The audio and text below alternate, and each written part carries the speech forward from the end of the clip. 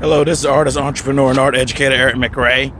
I'm on my way into the Raleigh Convention Center. I'm walking into the underground loading dock. I've already dropped off all my stuff and met with Mike Wilson, who's my creative partner in Giant Star. We went to college together in 1983 to 87. Been friends since we're like 19 years old. And we always imagined starting some kind of publishing company or creating an intellectual content. So when you ask the question, what's this Giant Star that Eric McRay's working with? It's basically when I realized that print media had become becoming inexpensive, relatively inexpensive, compared to what it used to be.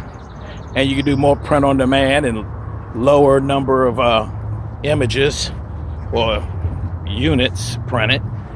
And also with the internet and also with the ability to use social media to communicate content and web comics, I thought it was an ideal time to start a company like Giant Star.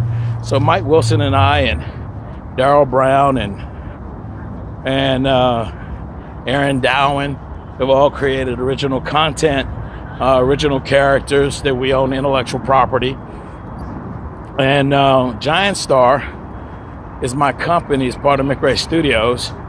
And the whole idea is to create content, not just to create comic books, but to create a company in the nature of companies like Disney. Disney created The Lion King as an animation, and it was used in so many different ways as well as a Broadway production. So my thought is to create content, and we created characters like Brother Panda and Captain Mojo and Charmin the Magic Circle, Quack Art the Barbarian. Now the Red Wasp is our new superhero story. We're working on some other stories such as Shadow Claw. And the idea is to have these ideas work as intellectual properties. Here we go. You see in there? In the underground of the Raleigh Convention Center. To make content that then later on, we start them off as comics, eventually moving to animation, gaming. We've been offered a distribution deal through a company called Caliber for Brother Panda.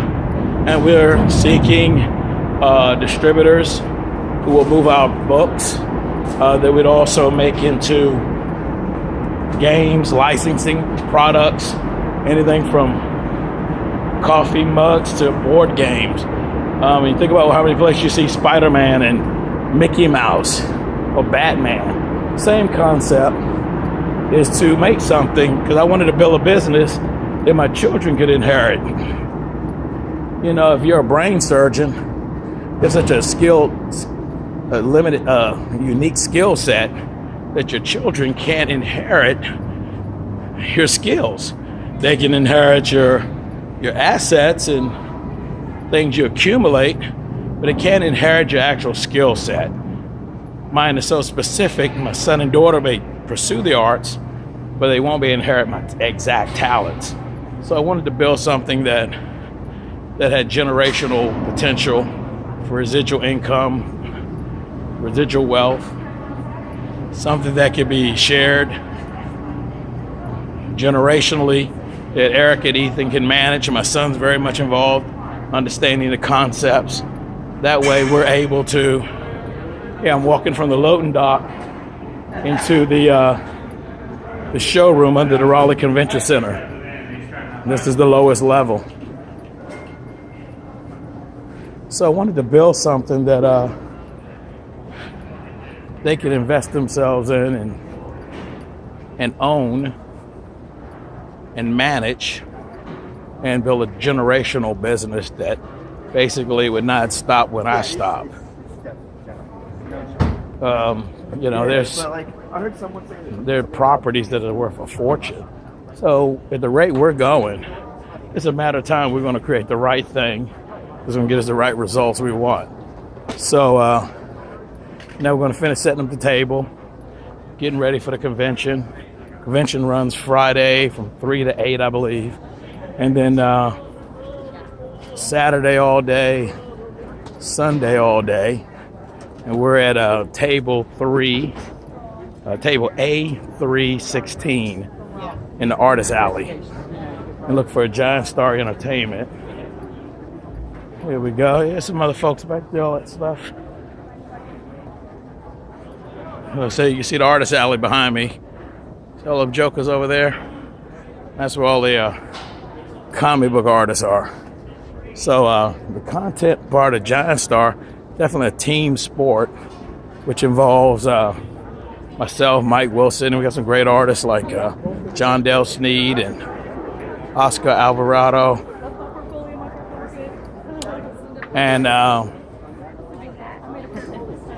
Marcelo Salazar. Oh, gee, I mean, there's some great folks work with us. And Mike Wilson's drawn a lot of content as well. And all of it just kind of we put together over a period of time. All right, here I'm coming up on my table. Here's the famous or the infamous Mike Wilson. Hello, Mike Wilson. Come here, Mike Wilson. This is my creative partner, Mike Wilson. And here we are at the NC Comic Con Oak City. All right, say something engaging and exciting to the good folks that's going to go out on the World Wide Web here, Mike. Oh, really? Yeah. I didn't want too many people to see my face. You don't want to know your secret identity? Well, that too. Here we go. Mike Wilson's retired. Army, 23 years. He worked in NATO, worked at the Pentagon as a designer, fought in Desert Storm. He's an American hero. Guy I admired greatly. G.I. Joe, yeah. He's not exactly G.I. Joe, but he's close to it. And we've been friends forever. So, Mike, say a little something about Giant Star. You on the spot. Just say, hey, look, Mike. Are you gonna edit this? No, Mike's more behind the scenes genius who does a lot of graphics, illustration, script writing, editing. He's the silent, strong, silent type. Me, you know how I am, folks. But Mike, just tell Mike, tell him why are you doing this? Why are you creating Giant Star? What do you love about comics? Because it's like reading a book only with, well, it's a book with pictures, and obviously I just like the adventure, the fun of it. There's all kinds of great stories, all kinds of great ideas that you get. And you see, when I was a kid, I pretty much learned how to read before I was in school by reading comic books. Right. You know, it was great. I mean, like we had that talk today about the word posthumously. Yes. Right? You know, I learned how to understand what that word meant. Right. Reading comic books. Oh yeah, you don't use that every day in conversation. Well, I mean, I taught Ethan how to read by reading Commanding the Last Boy on Earth, Jack Kirby, and he was like on the kindergarten, first grade, and I was forcing him to learn how to read by reading something that had heavier content than his reading level.